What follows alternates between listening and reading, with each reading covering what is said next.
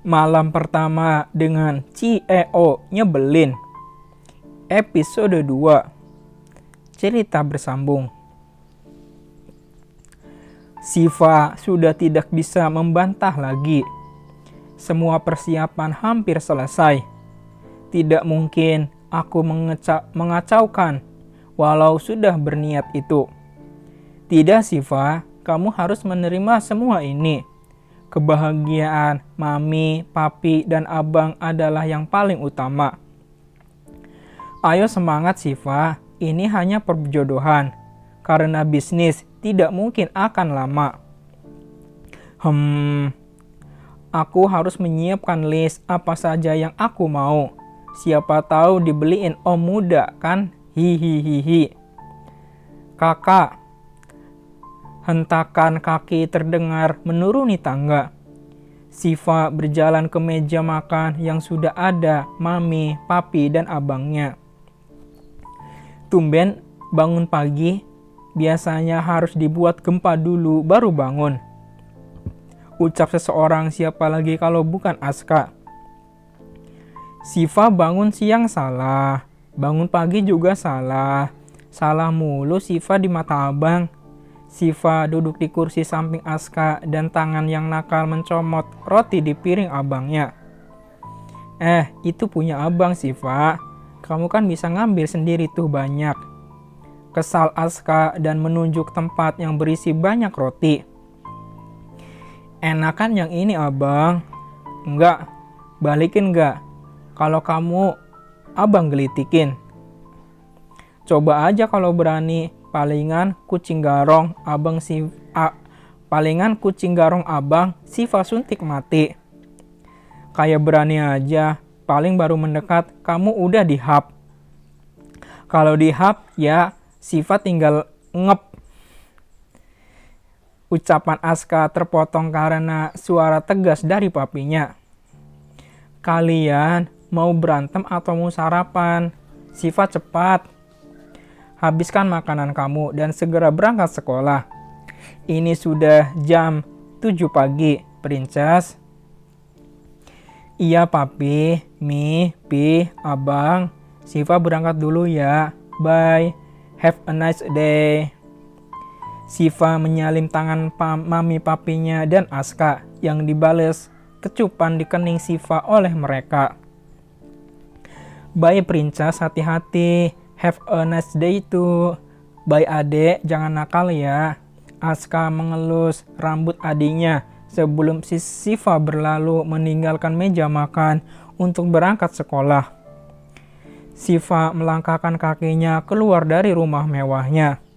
Saat pintu sudah terbuka, hal pertama yang ia lihat adalah seorang pria lengkap dengan jas yang melekat pas di tubuhnya, berdiri menyender di mobil mewahnya. Tatapan mata Siva tak sengaja bertemu dengan mata Safi. Tatapannya yang tajam seakan menusuk mata dan tak lupa ekspresi wajah yang datar itu membuat Siva ingin sekali untuk menampolnya. Pria itu berjalan mendekati Siva. Semakin dekat hanya menyisakan jarak 5 cm. Mungkin orang yang melihatnya akan mengira mereka sedang berciuman. Jantung Siva berdetuk cepat. Oh tidak, apa yang akan terjadi nanti? Selamat pagi calon istri, Safi menyapa dengan wajah datar. Siva jadi bingung untuk berekspresi seperti apa. Pagi juga om, balas Siva gugup. Siva menyipitkan matanya kala mendengar sapaan dari Safi. Om, dia tidak setua itu, umurnya pun hanya beda 4 tahun dengan Siva. Tidak terlalu tua bukan? Tapi sudahlah. Silakan masuk. Safi membukakan pintu penumpang untuk Siva. Siva masuk tak lupa mengucapkan terima kasih dengan wajah bingungnya. Ternyata om muka tembok ini bisa romantis juga, hehehe. Setelah menutup pintu, Safi berjalan dan masuk di tempat pengemudi lalu menjalankan mobilnya, meninggalkan mansion mewah Siva. Di perjalanan hening tidak ada yang membuka suara. Baik Siva atau Safi mereka sama-sama bungkam. Safi yang fokus menyetir dan Siva yang sibuk dengan pikirannya. 30 menit kemudian mobil mewah itu memasuki pelantara sekolah Siva. Semua pasang mata menatap mobil itu kagum. Mereka terheran, siapa pemilik mobil mewah itu? Safi turun dan membukakan pintu untuk Siva, membuat tatapan penasaran murid yang masih berdiri menunggu siapa yang akan turun dari mobil itu. Apakah murid sekolah mereka atau mungkin murid baru? Siva turun dari mobil membuat semua murid menatapnya kaget. Bagaimana tidak, gadis yang keluar dari mobil itu adalah Siva, gadis yang menjadi incaran banyak laki-laki di sekolahnya, bahkan sampai sekolah lain. "Sini woi," panggil seseorang berlari menghampirinya. "Andin, Siva, Andin, Siva." "Woi, kenapa malah saling panggil-panggil gitu?" teriak laki-laki yang baru saja turun dari mogenya.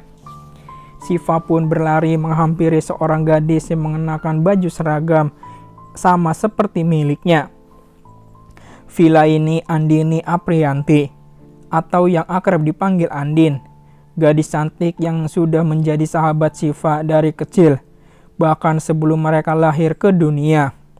Pasalnya, Mami Siva dan Mama Andin adalah sahabat karib. Jadilah anak mereka juga saling bersahabat seperti orang tuanya. "Andin, Siva kangen." "Andin lama banget sih di Jermannya. Siva kan jadi kangen. Gak ada yang mesenin Siva makanan di kantin. Gak ada yang nganterin Siva nyari kakak kelas yang ganteng-ganteng. Pokoknya Andin jangan pergi lama-lama lagi ya," ucap Siva sambil memeluk sahabatnya itu. "Lebay lo ah. BTW itu siapa yang nganterin lo?" "Cakep banget, bolehlah. Gue gebet, lumayan punya sugar uncle." Andin berucap dan menunjuk Safi yang menyenderkan badannya di mobil dengan tangan yang bersedekap dada tak lupa wajah datarnya. "Aduh, Siva lupa. Bentar ya, Din." Siva berlari menghampiri Safi. "Om, bisa ke kantor sekarang. Makasih ya sudah nganterin." "Siva, nanti gak usah jemput. Siva bisa pulang sendiri kok." Safi menatapnya bingung. "Siapa juga yang mau jemput kamu? Saya sibuk. Jadi gak usah berharap kalau saya jemput," ucap Safi pedas. Ia melangkah memasuki mobilnya dan berlalu pergi dari sekolah Siva. "Sombong amat tuh om-om," Siva sumpahin, biar dia nanti sama istrinya enggak langgeng, sungut Siva dalam hati. Tunggu dulu. Kan nanti yang nikah sama dia Siva. Terus nanti hubungan Siva sama dia enggak langgeng dong." "Tidak. Tuhan, Siva cancel aja ya yang tadi Siva bilang. Siva enggak mau jadi janda kembang. Maafin Siva ya," Siva berucap pelan.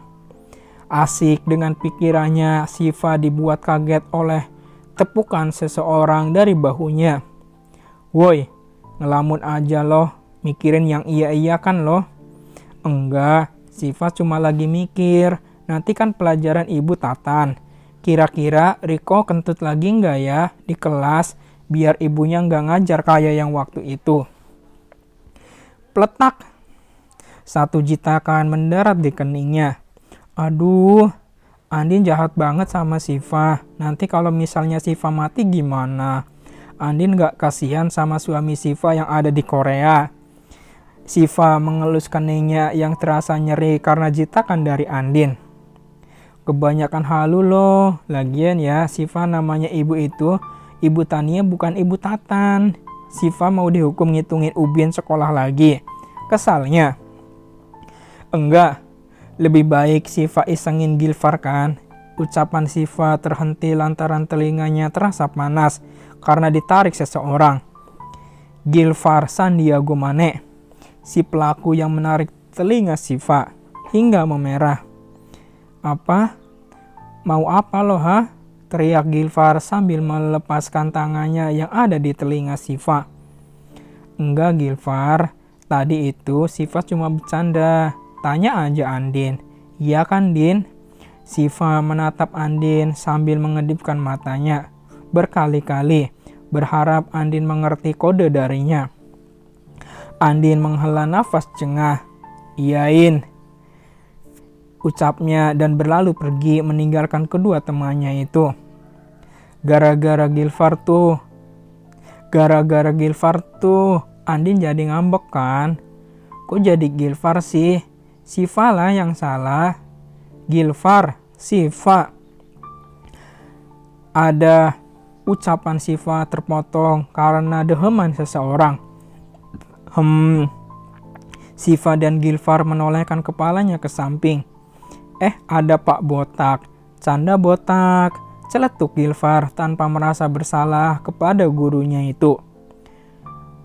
"Fa, kabur Fa. 1, 2, Belum selesai Gilfar menghitung, Siva sudah lari terbirit terlebih dahulu sambil tertawa.